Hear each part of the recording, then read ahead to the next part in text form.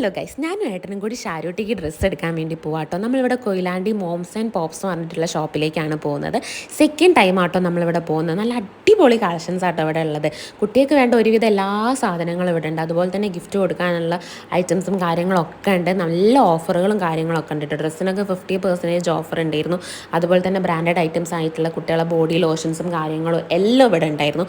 അതുപോലെ തന്നെ ഏറ്റവും മെയിനായിട്ട് പറയേണ്ടത് ഇവരുടെ അറേഞ്ച്മെൻറ്റ്സ് ആയിരുന്നു. നല്ല അടിപൊളി അറേഞ്ച്മെൻറ്റ്സ് ആട്ടോ.